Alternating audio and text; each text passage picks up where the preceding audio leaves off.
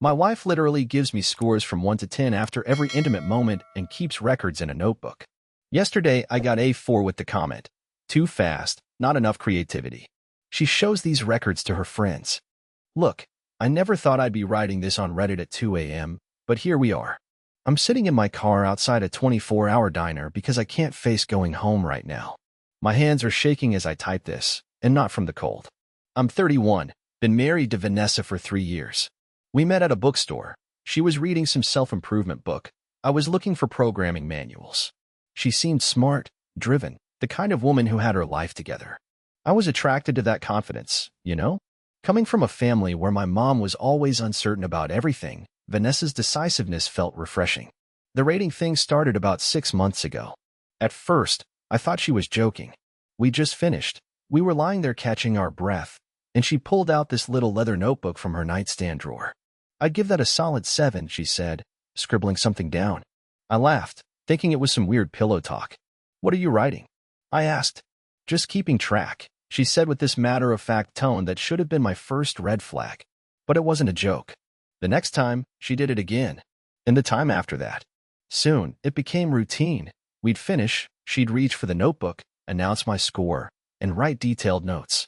I started paying attention to what she was writing. Things like duration, for minutes, foreplay quality, adequate, innovation level, low. She had categories, guys. Actual categories with subcategories. I tried talking to her about it once, about a month in. "Babe, this whole scoring thing is kind of weird, don't you think?" She looked at me like I'd suggested something completely unreasonable. "Marcus, I'm trying to help you improve. This is constructive feedback. Don't you want to be better?" The way she said it made me feel like an ungrateful student questioning a teacher's methods. The scores started affecting me. I'd be in the middle of things, and instead of being present, I'd be calculating in my head. How long had it been? Was I being creative enough? What would she write this time? Sex became a performance review, and I was failing more often than not. My average was hovering around 5.2, and she'd mentioned this statistic to me more than once. Then came the friends thing. It was last month. We were at a dinner party at her friend Rachel's house. I was in the kitchen getting more wine when I heard Vanessa's voice from the living room. "Oh, Marcus? He's around a 6 on average, but we're working on it. I keep detailed notes, duration, technique, emotional connection. It's fascinating how much men can improve with proper feedback." I dropped the wine bottle. Just straight up let it slip from my hands onto Rachel's kitchen tiles. The crash brought everyone running, but I barely noticed the mess I was cleaning up. My wife was discussing our sex life like it was a science project, complete with data analysis. Rachel's husband Dave helped me clean up, and the look he gave me, it was pure sympathy mixed with horror. "Rough night?" he whispered. I just nodded, not trusting myself to speak. That night, I confronted Vanessa. "You told them about the scores? About our private life?" She was brushing her teeth, completely unbothered by my obvious distress. I was helping Rachel with her own relationship issues. She's been having problems with Tom, and I thought sharing our system might help. She spit into the sink. "It's not like I shared intimate details, Marcus. Just the improvement framework." Framework. She called our sex life a framework. The breaking point came yesterday. We'd had what I thought was actually a pretty good time, longer than usual. She seemed into it. I tried some things I'd read about online. I was feeling confident for once. Then came the notebook. "That's a 4, Marcus." She was already writing before I could even process what she'd said. "Too rushed at the beginning, and while I appreciate you trying new things, that move you attempted around the 7-minute mark felt forced. Like you were following instructions rather than reading the moment." I sat up in bed, watching her write these clinical observations about what had just happened between us. "A 4? Really?" My voice came out smaller than I intended. "Don't take it personally. It's about the performance, not you as a person." She closed the notebook and set it back in the drawer. There's always room for improvement. That phrase, "don't take it personally," about the most personal thing two people can share. I stared at the ceiling for 2 hours after she fell asleep, listening to her steady breathing and wondering when exactly I'd become a test subject in my own marriage.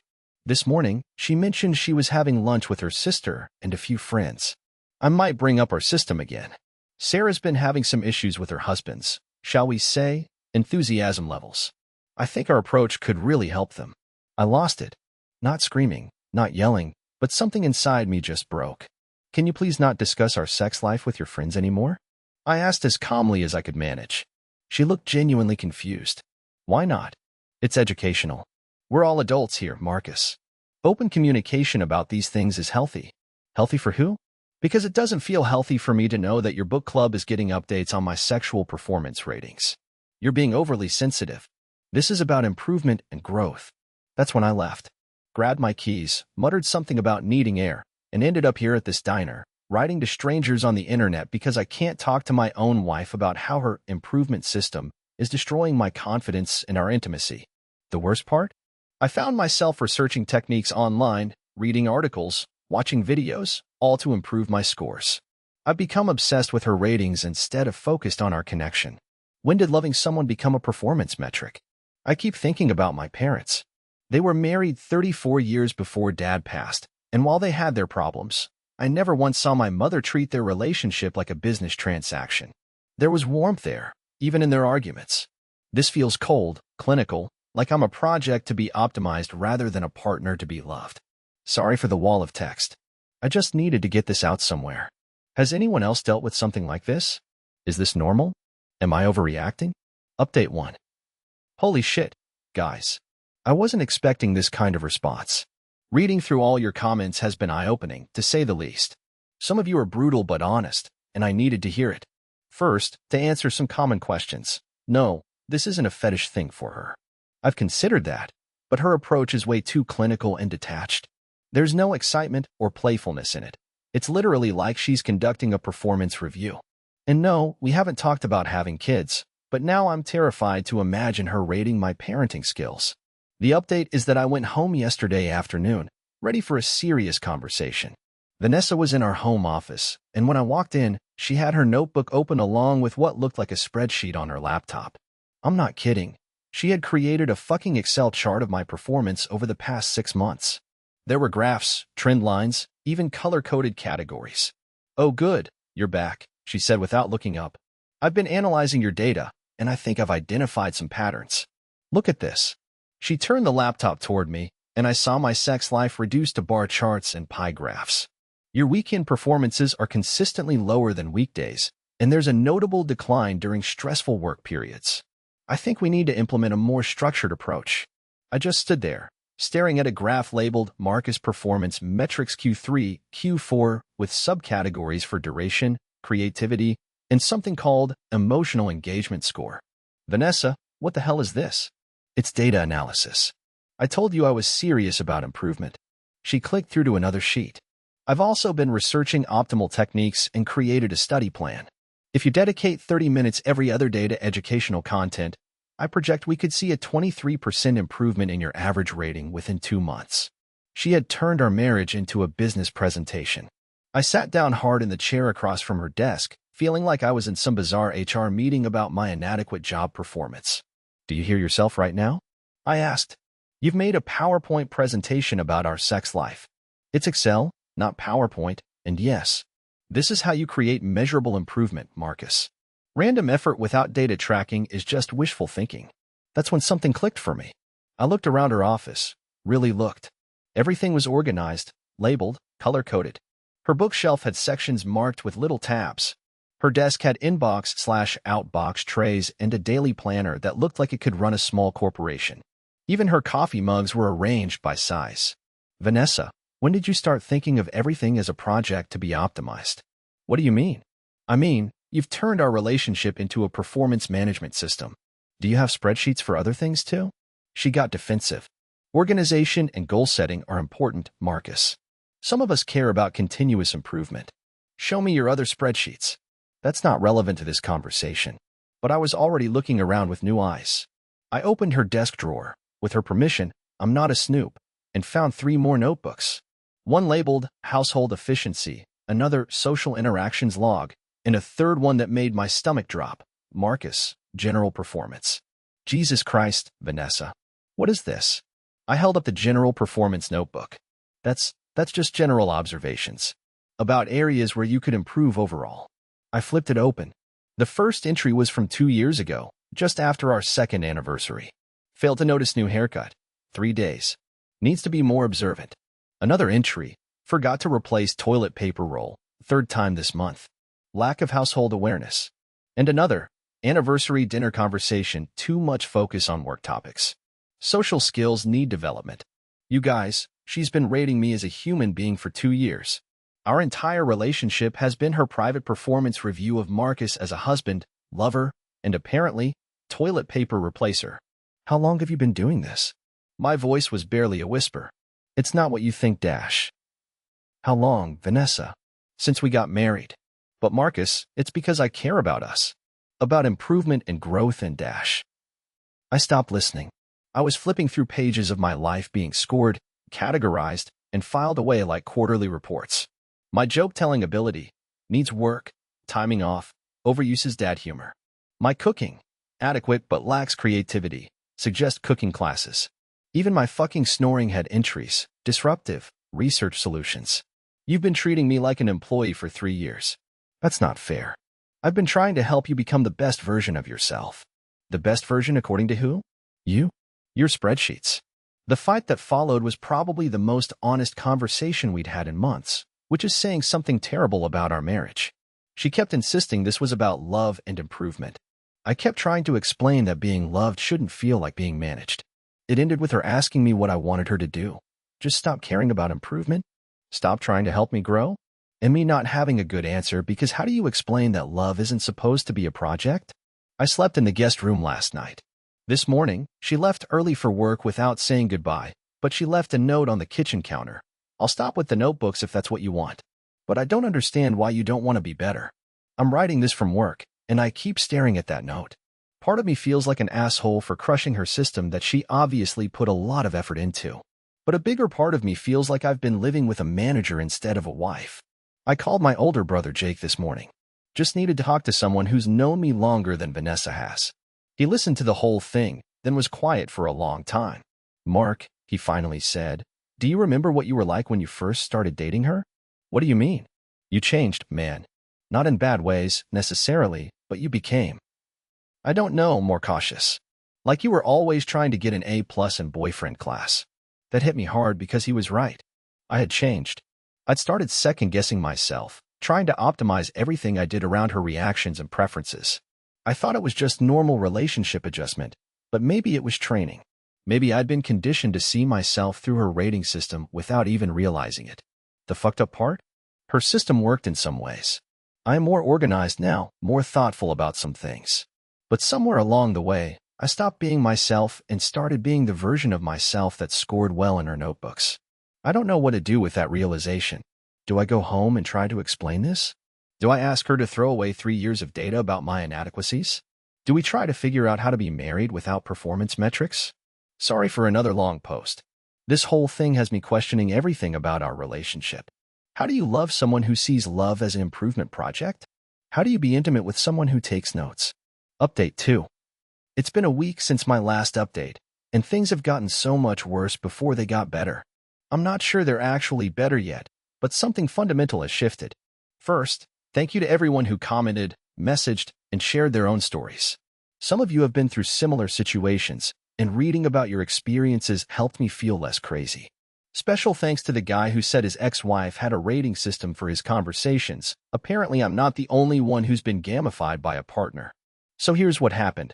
I went home that night ready to have a calm, rational discussion about boundaries and how her rating system was affecting me. I had planned out what I wanted to say, how I wanted to approach it, thinking maybe we could find a middle ground. Vanessa was in the kitchen making dinner, and she seemed almost cheerful. Hey babe, she said, not looking up from whatever she was stirring. I've been thinking about our conversation, and I have some ideas for compromise. My heart lifted a little. Maybe she understood. Maybe we could work this out. I realized that maybe the daily ratings were too much pressure, she continued. So I thought we could move to a weekly system, like a summary score with key areas for improvement. Less frequent feedback, but more comprehensive analysis. I stood there holding my laptop bag, watching my wife suggest a more efficient way to rate my performance as a human being, and something inside me just broke. Not angrily, just broke. Vanessa, stop. Stop what? Just stop. Put down the spoon and look at me. She turned around, and I saw my wife, really saw her, for maybe the first time in months. She looked tired, stressed, and underneath all that organization and control, scared. When did you start being afraid of me? I asked. What? I'm not afraid of you. That's ridiculous. Then why do you need to control and measure everything I do? Why can't you just let me be myself and trust that I love you? That's when she started crying.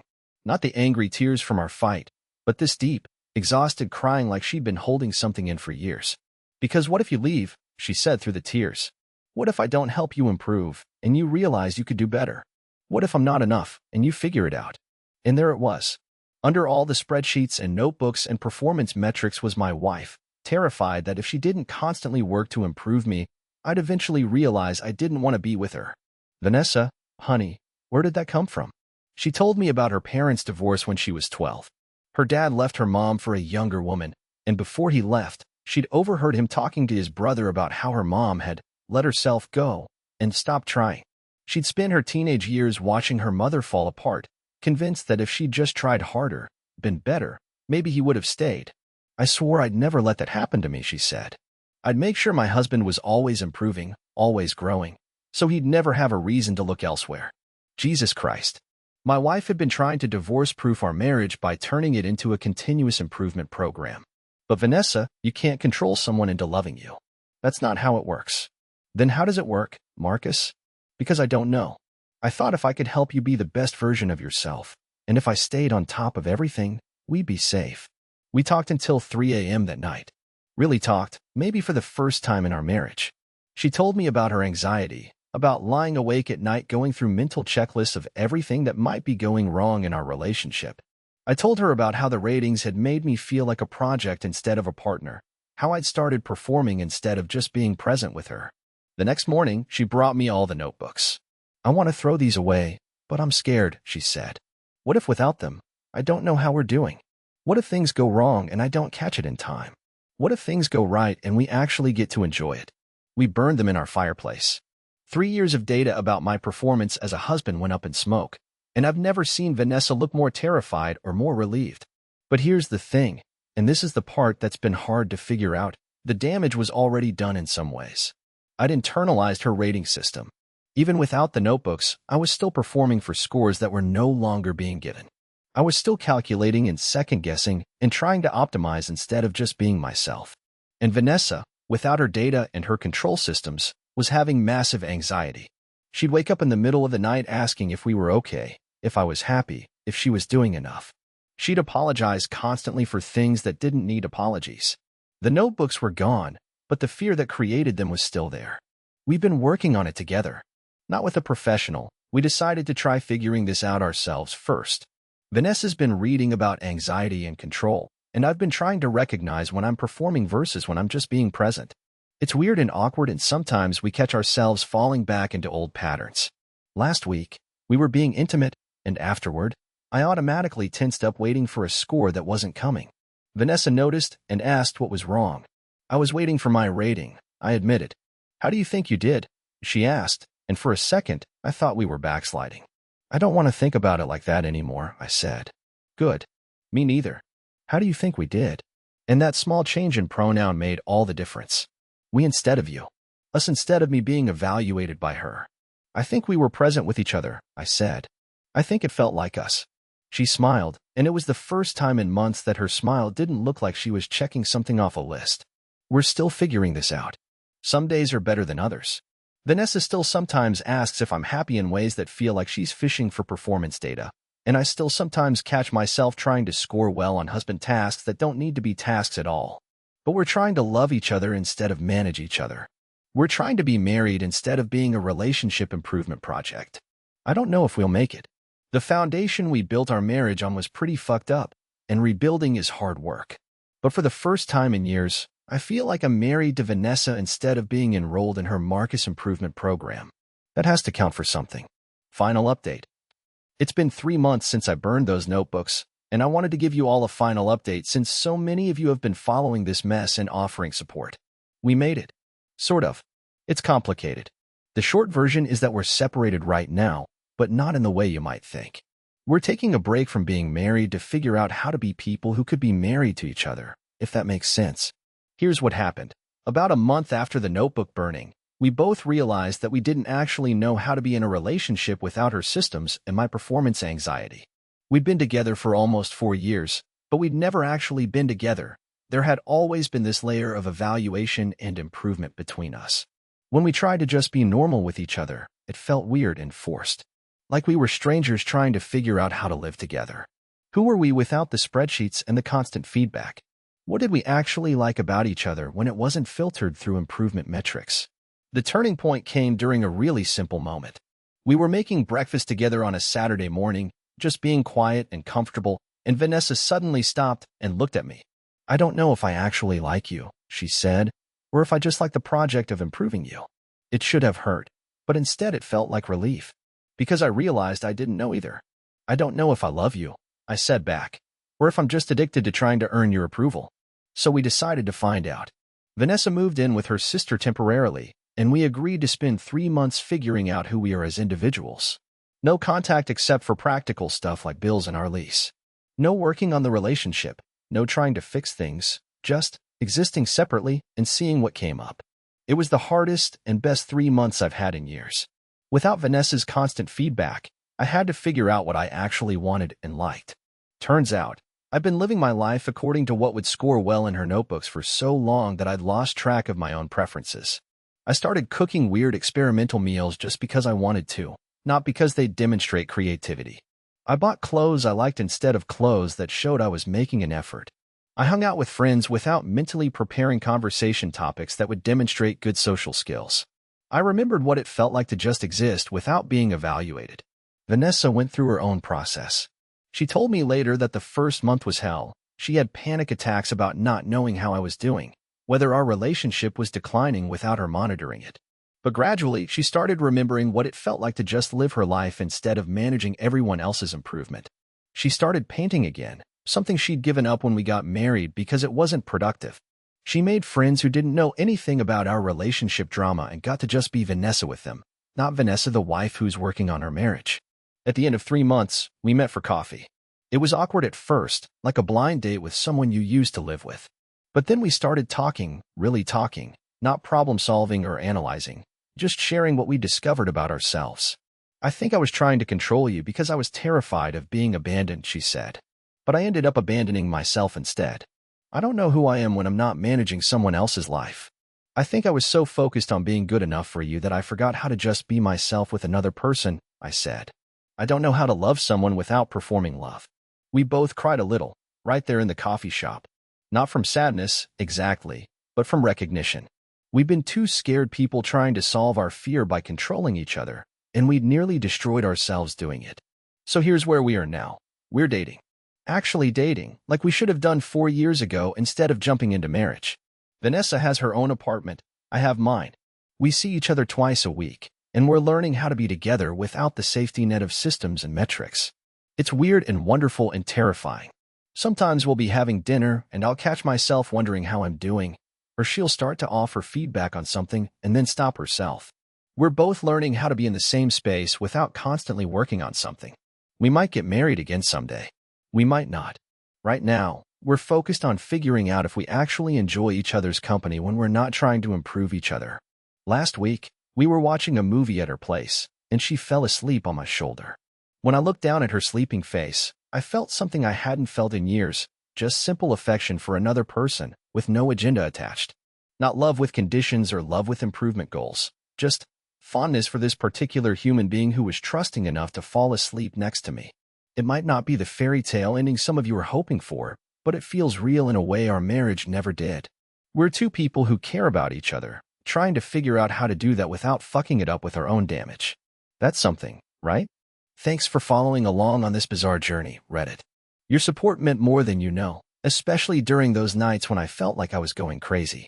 Sometimes strangers on the internet understand your situation better than the people closest to you, and that's both sad and beautiful. Take care of yourselves. And if someone in your life is treating your relationship like a performance review, trust your gut. Love shouldn't feel like work performance. It should feel like coming home.